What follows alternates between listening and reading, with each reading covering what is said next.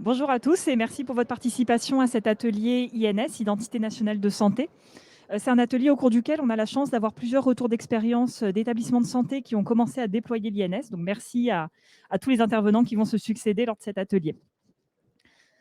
On fait une brève introduction sur l'INS avant de démarrer. En quelques mots, l'INS. Donc l'INS, c'est l'identité nationale de santé. C'est l'identité qui va permettre aux usagers d'être identifiés exactement de la même manière, quel que soit le professionnel qu'ils consultent, que ce soit à l'hôpital, en ville, dans un laboratoire, en pharmacie, etc. Cette identité nationale de santé, elle est composée de plusieurs traits d'identité.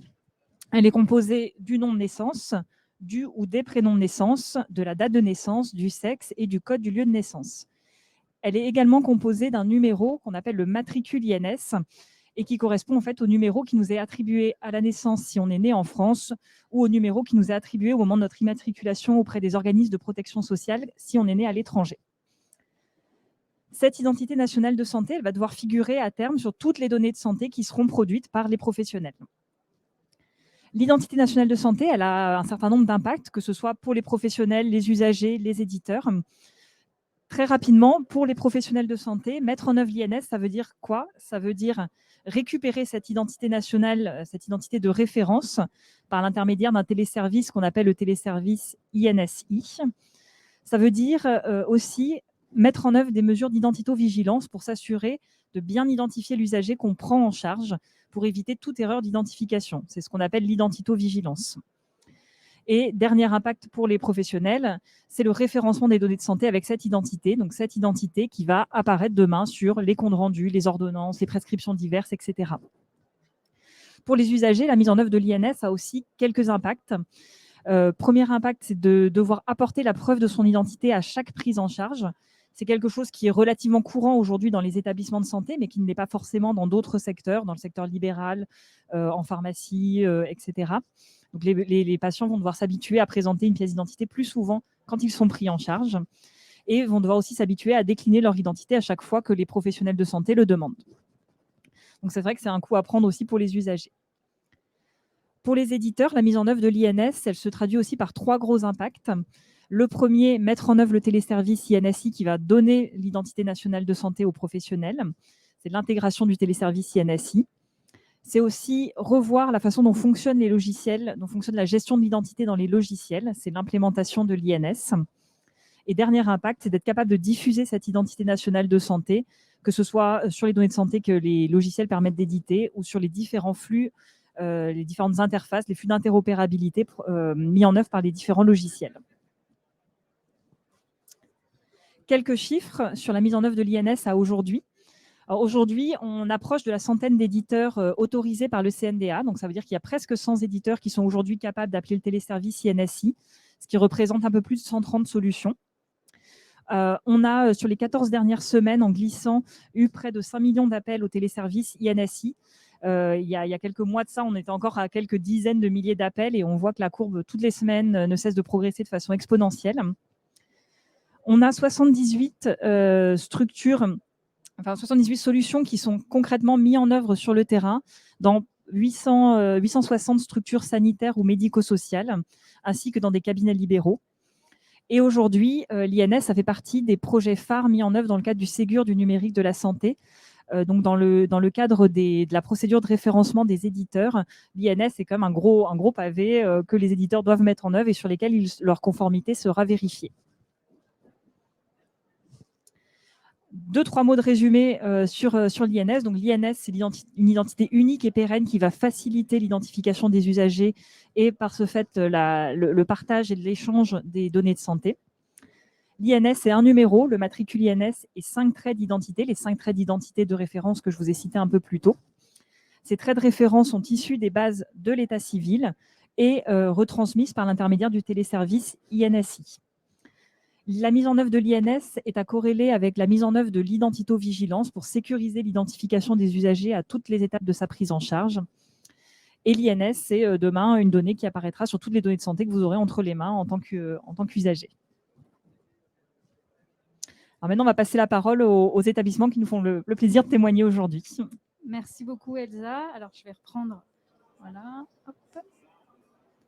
Alors, je vais demander à Madame Biet de nous rejoindre. Si Elsa, tu peux voilà, voilà, et puis peut-être vous mettre là-bas, si vous voulez bien.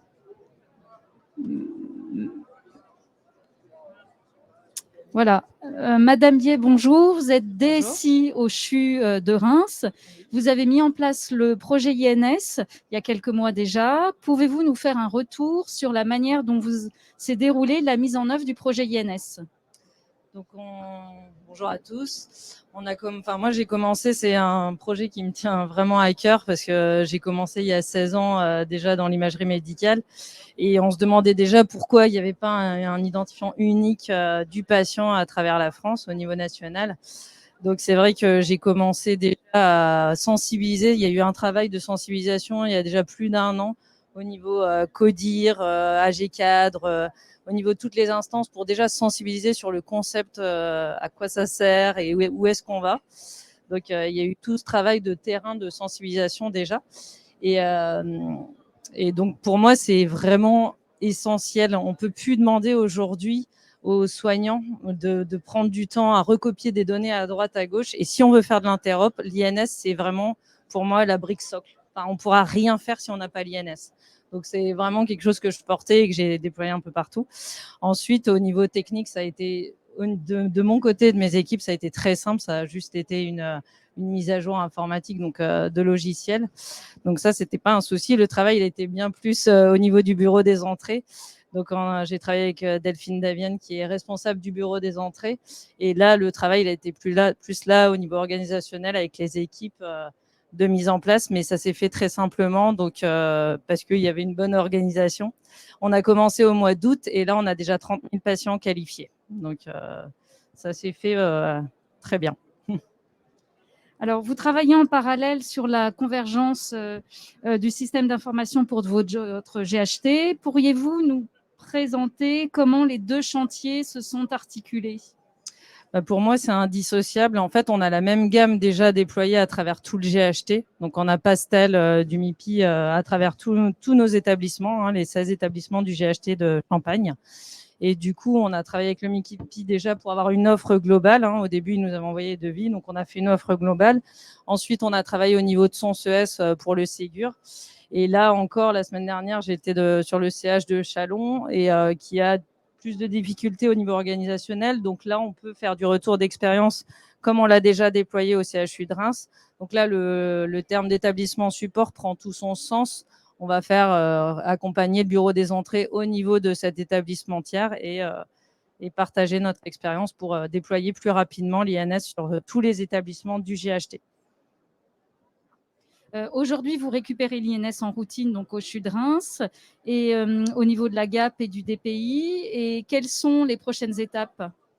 Donc là, oui, on est en train de qualifier une grosse masse de patients. Maintenant, il nous reste 40 logiciels à tester pour qu'ils puissent accueillir l'INS. Donc, on a déjà un programme de mise à jour de tous les logiciels derrière qui vont recevoir l'INS. Et puis, bien sûr, intégrer cette INS donc, sur les documents du DMP. Donc ça, on est déjà en train de travailler techniquement dessus.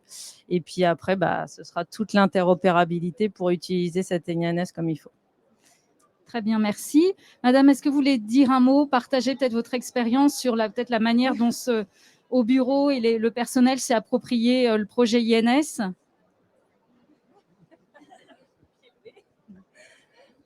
Bonjour à tous et à toutes. Écoutez, ça s'est fait effectivement sans difficulté majeure. Il y a eu bien sûr un rappel et notamment sur le lieu de naissance, hein, le code de commune qui était aussi une nouveauté avec une mise à jour en version de notre GAP pour pouvoir intégrer ces nouveaux codes INSEE qui sont indispensables pour pouvoir après qualifier et importer plus facilement les INS. Et nous, on a mis aussi en place pour que les agents d'accueil soient le moins sollicités possible, que ce soit le plus transparent pour eux, pour après donc que ce téléservice s'active. On a un agent back-office, donc référent identito-vigilance, qui lui travaille au quotidien une liste de travail qui récupère toutes ces identités qui sont avec un taux inférieur à 100% de cohérence et donc qui fait ce travail quotidiennement pour essayer de maximiser le nombre d'INS qualifiés dans notre base patient.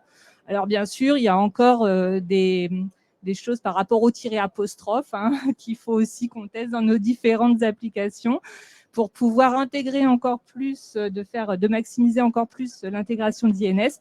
Il y a encore tout ce travail, donc revoir nos procédures avec notre CIV aussi, sur des règles de saisie pour cette cohérence tiré apostrophe, qui est quand même une nouveauté à intégrer. Et là, c'est tout le travail avec Madame Bier et tous les autres logiciels métiers à mettre en œuvre. Voilà. Très bien, merci beaucoup. Est-ce qu'il y a des questions dans la salle? Profitez de la présence Manuela. Alors, ouais, tu peux. Dis-moi ta question, je vais la répéter, Manuela. J'ai compris qu'il y avait donc avec l'outil Pastel une qualification automatique, lecture de la carte vitale 100%. Ma question c'est, est-ce que vous avez repris un peu les identités pour compléter le code du lieu de naissance, puisque souvent il n'était pas obligatoire au début, puisqu'on ne le mettait pas en place au début. Vous maximisez cette qualification automatique, on va dire, et faire moins de travail en back-office. Alors, je vais juste reformuler la question pour que les gens qui sont en ligne aussi puissent l'entendre. Donc, la question, c'est est-ce que vous avez eu un travail en fait de rattrapage de la saisie du lieu de naissance qui n'était pas toujours renseigné peut-être par les agents avant la mise en œuvre de l'INS pour ensuite pouvoir plus facilement qualifier les identités. J'espère avoir bien reformulé, Manuela. Laquelle de vous deux veut répondre? Oui, alors on n'a pas fait de rattrapage en masse, c'est vraiment, ça se fait au fil de l'eau lorsque nous accueillons nos patients. Et là, c'est devenu une saisie obligatoire de ce lieu de naissance, mais pas de rattrapage en masse a priori. Voilà. Quel conseil vous avez donné à votre agent qui accueille un nouveau patient? Il modifie l'identité pour saisir le lieu de naissance avant de faire l'appel ou pas? Alors, l'appel, il est transparent, il est automatique derrière. Donc, effectivement, nous, on n'utilise pas la carte vitale pour prendre l'identité. On saisit les traits stricts, donc une recherche partielle sur le nom de naissance et la date de naissance. Et ensuite, effectivement, c'est à l'agent de compléter, de modifier le lieu de naissance, parce qu'il pouvait être dans nos bases, mais pas avec le code INSEE qui est requis maintenant. Et donc là, il le transforme au fil de l'eau, au fil des passages. De rien. Une autre question? Pardon. Oui. Dites-moi la question. Est-ce que vous avez, pour la partie validation d'identité, est-ce que vous le faisiez déjà avant? Est-ce que vous avez déqualifié vos identités avant d'apporter l'INS? Alors.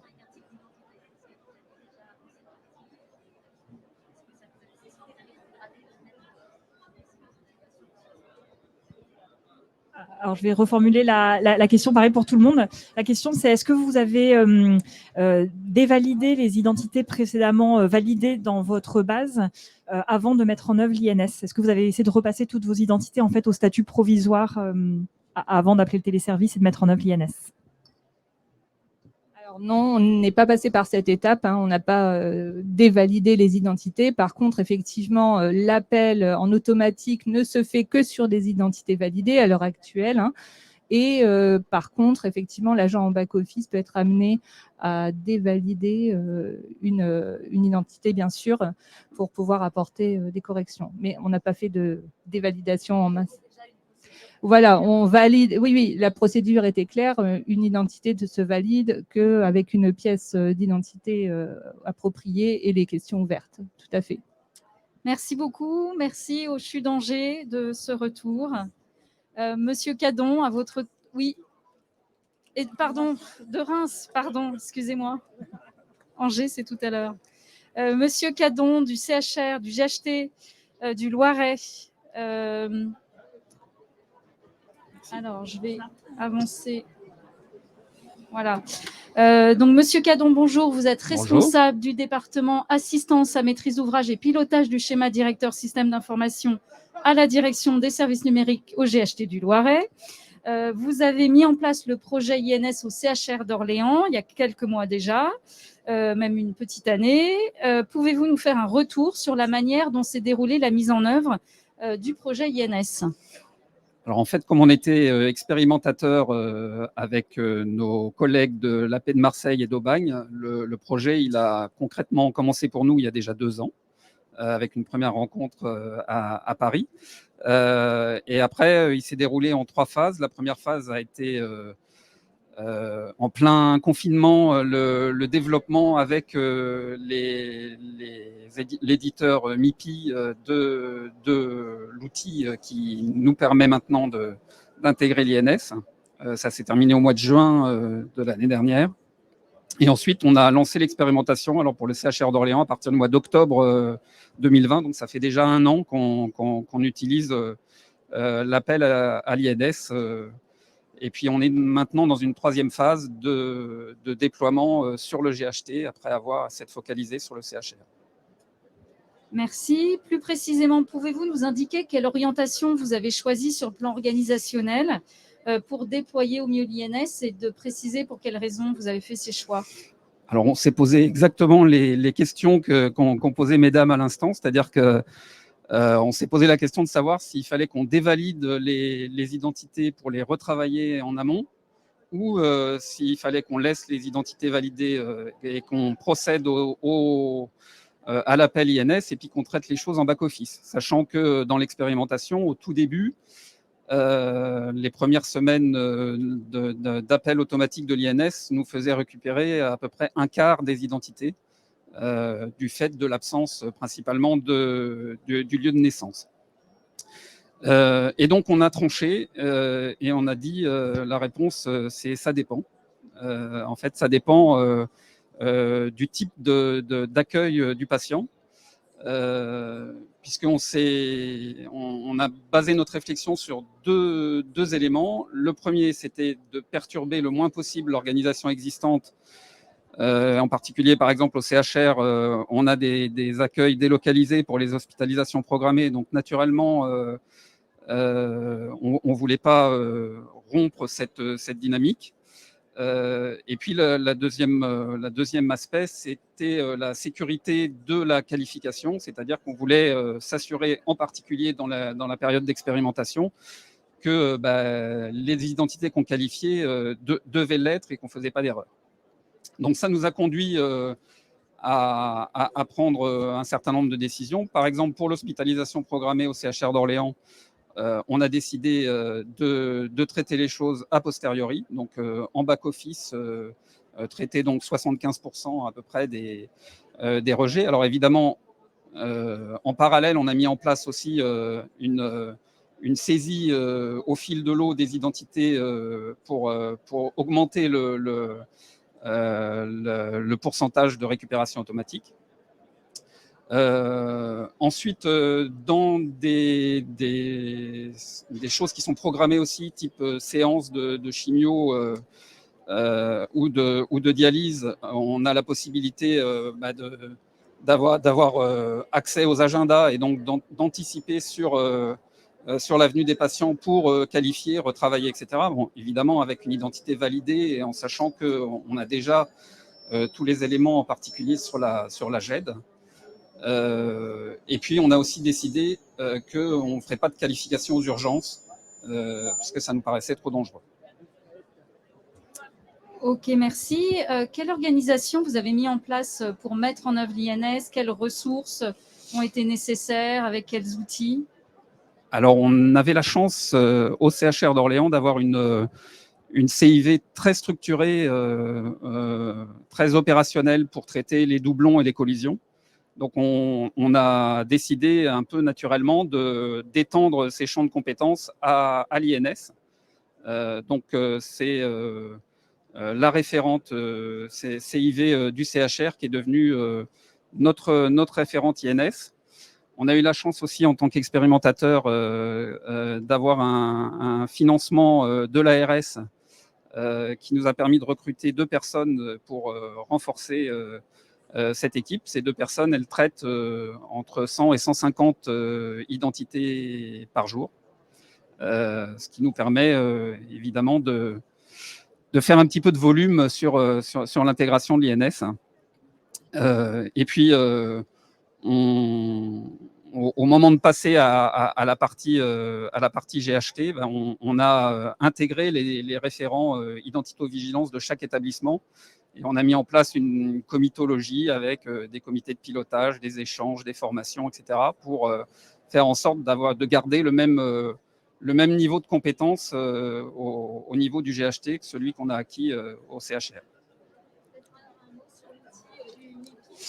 Alors, Oui, un mot, pardon, sur l'outil du MIPI avec. Alors MIPI. effectivement, le MIPI a produit des listes pour le back-office qui sont intégrées à Pastel. Nous, on a choisi aussi d'utiliser un outil qui s'appelle CIVLook, qui est fourni avec IUP, qui est l'outil d'identité de territoire du MIPI. CIVLook nous permet de faire des tris différents sur les listes, en particulier de choisir des UF, par exemple, sur les rendez-vous de séance dont je parlais tout à l'heure. Ça nous permet de filtrer sur les UF et donc de traiter plus finement les identités qu'on veut prioriser. OK. Aujourd'hui, vous récupérez l'INS en routine Oui. au niveau du logiciel de gestion administrative du patient. Pouvez-vous nous donner quelques indicateurs? Alors, comme je l'ai dit, les indicateurs, ils dépendent un petit peu du type d'accueil de patient. Donc, sur l'hospitalisation programmée, au CHR d'Orléans, c'est à peu près 300 hospitalisations par jour. On est à 85% en ce moment de récupération de l'INS sur les hospitalisations programmées.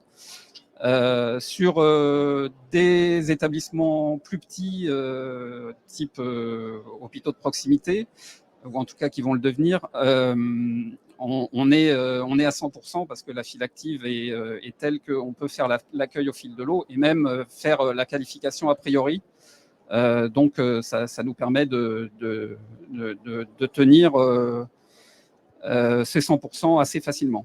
Et puis après, alors sur les consultations externes, on n'a pas assez de recul pour pouvoir dire, puisqu'on est passé aussi sur la qualification des consultations externes, mais là, depuis assez peu de temps, donc on n'a pas assez de recul pour savoir si on tient cette cadence. Je pense que, compte tenu du volume de consultations, on n'est pas dans ces proportions-là pour l'instant. Et un petit mot de conclusion sur le projet. Alors, comme ça a été évoqué pour Reims, en fait, moi, je voulais souligner que ce n'était pas un projet de système d'information, clairement. C'est un projet d'identito-vigilance avec les principaux acteurs qui sont les responsables des bureaux des entrées et les cellules d'identito-vigilance. Donc, je voulais le souligner parce que c'est des acteurs qui sont essentiels et qui travaillent souvent dans l'ombre, en back-office, mais qui sont ultra compétents, ultra motivés. Moi, j'ai vécu la première qualification de l'INS par la responsable du bureau des entrées dans un petit établissement. Elle était à la fois émue et fière d'avoir intégré l'INS dans le système d'information. Et donc, je pense qu'il faut souligner cet investissement de la part de ces personnels. C'est eux qui vont nous faire réussir le projet de l'INS maintenant que la partie système d'information est à peu près réglée. Merci beaucoup et merci à toutes ces personnes, effectivement. Alors, est-ce qu'il y a des questions? Manuela. Alors, je vais...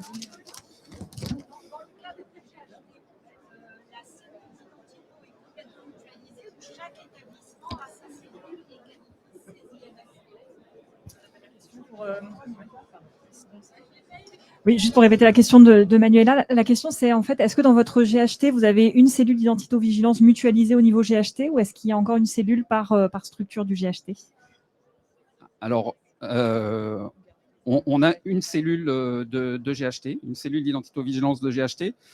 Il faut bien admettre aussi que dans notre GHT, il n'y avait pas forcément la même structuration dans chaque établissement. Donc là, on en a profité pour aussi intégrer des gens qui faisaient le travail de manière un petit peu isolée Donc ça nous permet là aussi de faire un lien, d'avoir des échanges, et c'est facilité aussi par les outils qui sont à notre disposition, et en particulier l'outil CIV Loop qui peut interroger toutes les bases pastel du GHT.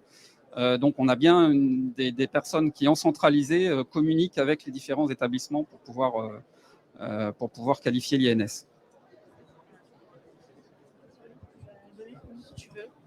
On a une question aussi d'une personne en ligne. Alors, quid de l'INS quand on ne passe pas par l'hôpital? Alors je suis content que la question ne soit pas pour moi, du coup. Alors oui, l'INS, c'est vrai que là aujourd'hui, on a des retours d'expérience d'établissements de santé, parce que les établissements de santé ont été quand même globalement plutôt en avance sur le sujet INS. Mais l'INS est bien valable aussi dans tous les secteurs d'activité. Donc demain, on aura, prochaine occasion, on aura peut-être l'occasion d'avoir des médecins de ville qui nous raconteront comment se passe la mise en œuvre de l'INS dans un cabinet de ville. Peut-être qu'on aura des radiologues de ville, des pharmaciens qui viendront témoigner. Mais la mise en œuvre de l'INS les concerne tout autant que les hôpitaux. Est-ce qu'il y a une autre question peut-être pour M. Cadon? Si ce n'est pas le cas, on va passer au dernier retour d'expérience. Oui, merci beaucoup. Et voilà, un petit coup de lingette pour être... Bonjour Madame Chauvel. Hop. Voilà. Alors, vous assurez au CHU d'Angers, à la direction des admissions et de la facturation des missions de qualité, d'identito-vigilance et de contrôle interne. Vous avez mis en place le projet INS en mai 2021. Vous avez déployé dans votre gamme et votre DPI. Pourriez-vous nous faire un retour sur les travaux que vous avez menés pour ce faire et les éventuelles difficultés auxquelles vous avez été confrontés? Bonjour. Oui. Tout à fait. Donc nous, on a démarré, comme vous le disiez, en mai 2021. Donc en mai 2021, c'était vraiment les premiers appels au téléservice, mais de façon rétroactive, on avait démarré en fait par une sensibilisation de l'ensemble de l'établissement dès février, donc avec un mail global sur le CHU de sensibilisation auprès de différents acteurs, médecins, cadres de santé, etc. Et puis après, la deuxième étape, ça a été les tests de version, donc à la fois donc la gestion administrative du malade et aussi le DPI, et comment on allait articuler le lien, en fait, cette bascule de l'INS aussi au niveau du DPI. Donc nous, on a Crossway au niveau du CHU d'Angers. Et ce qu'il faut savoir, en fait, au niveau des... je rejoins les intervenants de Reims et... je ne sais plus, Orléans. Au niveau du déploiement, c'est vrai que c'est un logiciel qui est simple de déploiement, d'utilisation. Ce qu'il faut, en fait, c'est la mise en œuvre, je dirais, de formation et de communication auprès des acteurs sur toutes les bonnes règles pratiques d'identité-vigilance. Et c'est vrai qu'en cela, c'est vraiment les acteurs des bureaux des entrées qu'il faut vraiment féliciter pour cette mise en œuvre. Donc, mise en œuvre simple. Nous, on avait déjà une base identité patient qui était relativement propre, on va dire, puisqu'on était déjà sur des validations d'identité au vu de justificatif qu'on scannait. Donc, tout cela fait que la mise en place a été relativement facile pour nous. Après, au niveau difficulté, elles sont toutes relatives. C'est des petits ajustements comme les tirets et les apostrophes donc, qui sont revenus dans le système d'information. Donc, effectivement, il a fallu voir comment ces tirets et apostrophes allaient être recueillis dans les autres systèmes connexes. Donc, ça, c'était quelques interventions des services numériques. Autrement, nous, on avait des petites préoccupations. Oui.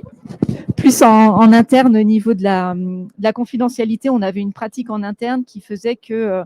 avec l'INS et des identités qualifiées, on a dû changer notre modalité d'approche. Donc ça, comme petit ajustement, mais ça reste mineur. Et puis après, il faut faire le lien aussi avec des partenaires extérieurs comme l'établissement français du sang.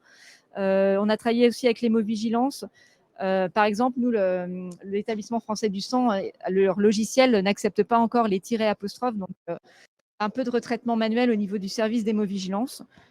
Mais globalement, c'est un applicatif qui a été très bien accueilli, je dirais, et puis un taux de réponse vraiment qui est immédiat, il n'y a aucune difficulté de contrainte technique. Donc c'est vrai qu'on a été relativement autonome, même sans l'aide trop des services numériques. En termes d'appels, on a démarré, je dirais, tout nouveau, tout beau, donc beaucoup d'appels dès le mois de mai. On était à 21 000 appels par mois. Donc après, ça, comme des patients reviennent régulièrement, ça a tendance à stagner, voire un tout petit peu à baisser. Pour tout ce qui est appel au téléservice, on arrive à qualifier à 91% les identités.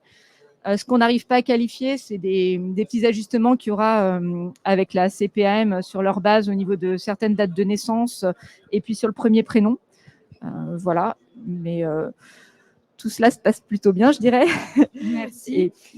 Pour les établissements présents aujourd'hui à distance et qui n'ont pas encore démarré les travaux, y a-t-il des points d'attention que vous aimeriez partager avec eux? Alors, je vais me répéter un petit peu, c'est ce que je disais, de faire le lien quand même avec d'autres établissements extérieurs qui peuvent avoir certaines contraintes au niveau tiré apostrophe notamment. Après, on a eu une petite difficulté, nous, parce qu'on a un secteur aussi d'EHPAD, soins de suite, et là, c'était le logiciel de prélèvement automatique qui refuse aussi les tirés apostrophes. Donc, c'est vraiment des petits ajustements à la marge, mais globalement, pas de soucis majeurs sur le déploiement de l'INS. Et au niveau des équipes, ça a été aussi bien correctement approprié? Qu'est-ce que vous avez pu mettre en place pour qu'elles soient formées? Tout à fait. Alors c'est vrai qu'on a fait, les équipes, on les accompagne toujours par habitude maintenant avec des formations en petit nombre. Donc, on avait déjà fait avec CDRI, etc. Ils sont habitués aussi à la nouveauté. Je trouve que plus ça va, plus les logiciels sont bien accueillis. Et puis, je trouve que c'est vrai que c'est un beau projet, une belle dynamique. Comme c'est relativement facile d'utilisation, ça a été facilement accepté. On a eu aussi la petite contrainte, effectivement, sur le code commune de naissance, où il a vraiment fallu redire que c'était le code INSEE et pas le code postal. Après, non, bien accueilli. En plus, quand ça fonctionne, il y a une satisfaction qui fait que, de fil en aiguille, tout se passe bien, je dirais. Donc, vraiment un logiciel. Après, je ne sais pas si c'est notre éditeur qui faisait que c'était simple de déploiement, mais franchement bien. Ouais. Très bien. Et quelles sont les prochaines étapes? Alors, les prochaines étapes, elles sont là, je dirais, du coup, plus au niveau du volet service numérique, puisque l'identité nationale de santé, elle est vouée à circuler, à être diffusée sur l'ensemble des documents. Donc là, on en est rendu aux ordonnances de soins et de pansements. Alors là, je suis partie un petit peu en congé, mais je sais qu'en fin octobre, il y avait une commission des services numériques pour informer l'ensemble de l'établissement comme quoi ça allait être mis sur l'ensemble des documents. Et donc, il y a une procédure qui est mise en place au niveau des groupes de cadres de secrétariats médicaux qui vont intégrer ces données de santé INS sur l'ensemble des documents. Donc voilà. Il faut savoir qu'on a aussi eu le volet secrétariats médicaux qu'on a aussi accompagné parce qu'en fait, dans les choix organisationnels, en fonction des établissements, faut choisir un logiciel maître pour la récupération de l'INS. Donc, nous, on a choisi que c'était la gestion administrative du malade, mais c'était expliqué aussi l'impact au niveau des secrétariats médicaux pour justement qu'elles gardent bien cette qualification d'identité, qu'il n'y ait pas de retour en arrière, qu'elles tiennent compte des bonnes pratiques nouvelles là, qu'on avait mises en place, etc. Donc, très bien, merci beaucoup. Communiqué. Alors, avant d'accueillir la dernière intervenante, est-ce qu'il y a des questions pour Madame Chauvel? Manuela, peut-être Manuela, tu peux. Je peux. Ouais. Oui, bonjour. Les identités sont créées uniquement dans MGAM ou en permanence des soins, par exemple, ou dans les secrétariats médicaux, elles peuvent être créées dans mCrossway?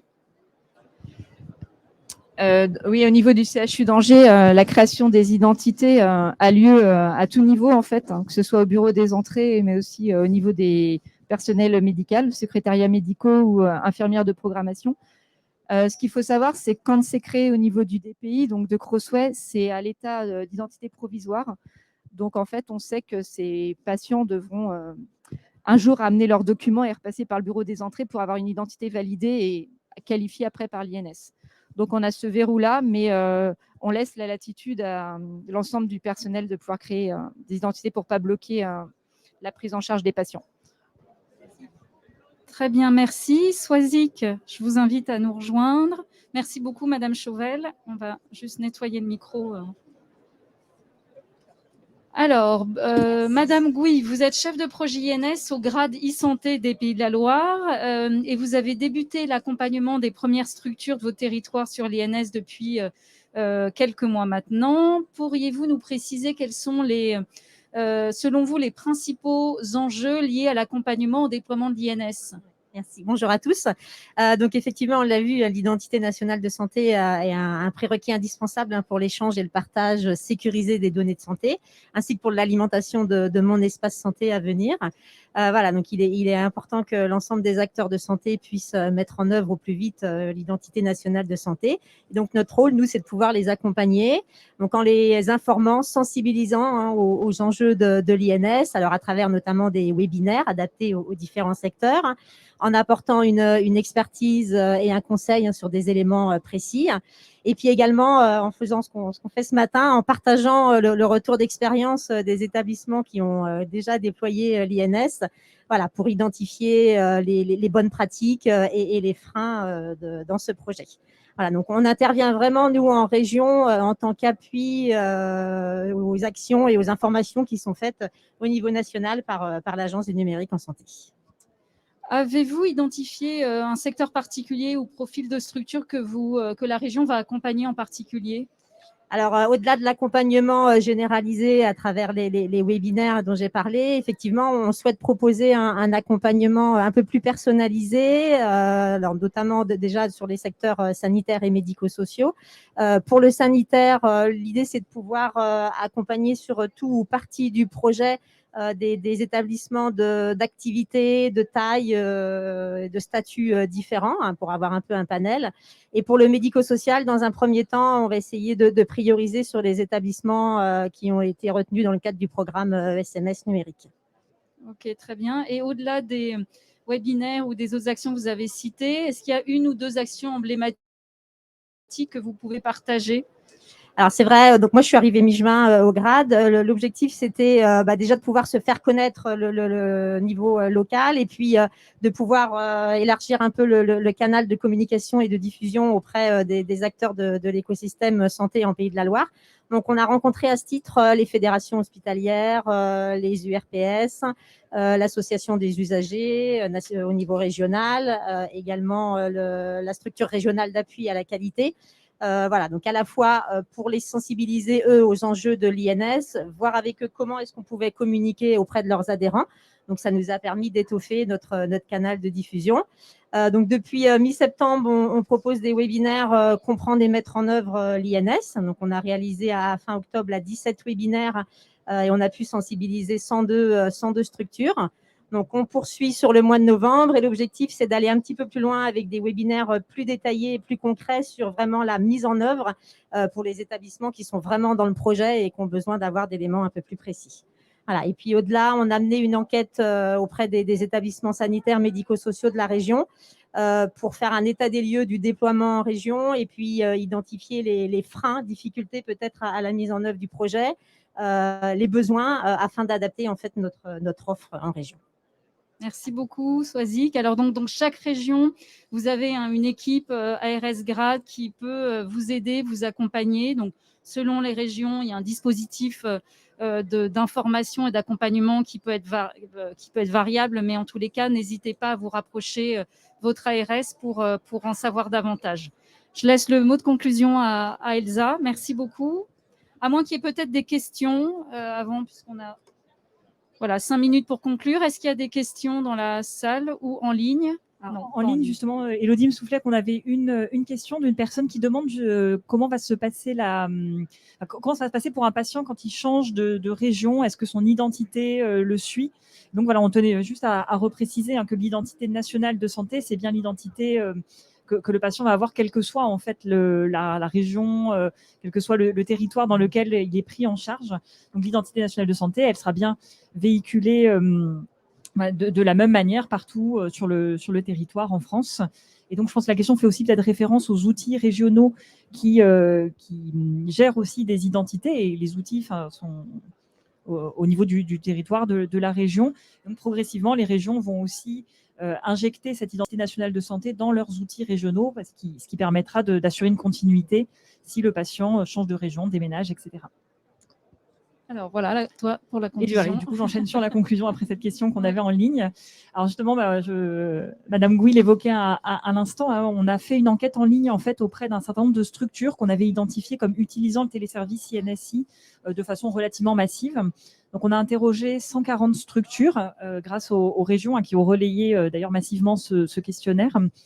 Et les structures en fait qui nous ont répondu nous ont fait part de plusieurs retours finalement très positifs. C'est vrai que nous, finalement, au niveau national, très souvent, on récupère les problèmes, en fait. On nous dit tout ce qui ne va pas, ce qui ne marche pas, etc. Et du coup, c'était assez satisfaisant pour nous, via cette enquête, de voir qu'en fait, il y a aussi beaucoup de choses qui marchent. Et je crois que les témoignages d'aujourd'hui font quand même état d'un déploiement de l'INS qui, certes, demande du travail, demande de l'énergie, que ce soit au niveau des équipes informatiques et encore plus au niveau des équipes qui accueillent les patients et qui font l'identito-vigilance. Mais malgré tout, voilà, on est content de voir que déjà dans les établissements de santé, 80% des patients arrivent spontanément à présenter une pièce d'identité à haut degré de confiance, donc qui est un des éléments clés pour pouvoir qualifier une INS. Donc ça, c'est plutôt encourageant. De la même façon, 85% des structures qui nous ont répondu nous ont indiqué utiliser le téléservice INSI en routine sur la partie hospitalisation programmée. Donc on sent que sur la partie consultation, ça va peut-être prendre un peu plus de temps au vu des volumes de patients pris en charge. Mais sur la partie hospitalisation, en tout cas, c'est bien parti. Plus de 2/3 des répondants ont réussi à qualifier plus de 50% des identités dans leur file active, ce qui est aussi un score satisfaisant, surtout, je dirais, au démarrage du projet où on est encore un peu, on rencontre encore quelques difficultés. Hein. Vous aviez parlé des tirets apostrophes, vous avez parlé des prénoms, des codes de naissance, donc on sait que ça, c'est des petits points compliqués. Mais malgré tout, 50% des identités sont qualifiées pour les 2/3 des répondants. Et même, on a 42% des répondants qui sont à plus de 70% de qualification sur leur file active. Donc ça aussi, c'est extrêmement satisfaisant. Sur les causes de non-qualification, voilà, je viens de les renommer et vous en avez parlé aussi. Le patient ne présente pas de pièce d'identité, c'est la première cause de non-qualification aujourd'hui. Et la deuxième cause, c'est sur les prénoms, où on voit des écarts entre la liste des prénoms qui figurent sur la pièce d'identité présentée par l'usager et ce que retourne le téléservice INSI. C'est pas grave. On a aussi interrogé les structures sur la vision qu'elles avaient de la mise en œuvre de l'INS. Est-ce que c'est un projet compliqué à mettre en œuvre, oui ou non? La réponse a été relativement moyenne, on va dire. C'est un projet d'une complexité moyenne selon les répondants. Pour les 60% des répondants, ils estiment qu'à ce jour, l'INS est globalement bien rentré dans les pratiques du personnel en charge de la prise en charge administrative des patients. Et la plupart des répondants avaient aussi pris connaissance des différentes documentations qu'on avait créées dans le cadre du projet INS. 90% et plus des répondants estiment que cette documentation leur a été utile. Et en termes de conclusion, on vous rappelle justement tout ce qui est à votre disposition en tant qu'établissement de santé, en tant que professionnel de santé pour mettre en œuvre l'INS. Donc, on a créé de multiples documents. Donc, on a une documentation assez foisonnante sur le projet INS à laquelle vous pouvez vous référer sur notre site. Je vous rassure, je ne vais pas tous les lister là. On vient de publier aussi tout récemment une vidéo qui rappelle les grands enjeux autour de la mise en œuvre de l'INS. Pourquoi l'INS? Pourquoi c'est important? En quoi ça consiste? Donc là aussi, vous pouvez visionner cette vidéo et l'utiliser dans vos formations notamment. Et dernier élément, et pas des moindres, c'est surtout toute l'aide que peuvent vous apporter les ARS et les grades dans les régions. Vous avez progressivement toutes les régions qui ont mis à disposition une personne ou plusieurs personnes de référence dans les régions, spécialistes sur l'identito-vigilance, qui connaissent très bien l'INS et qui pourront vous aider à mettre en œuvre le projet. Donc, vous pouvez flasher ce QR code et vous retrouvez la liste des personnes qui peuvent vous aider en région.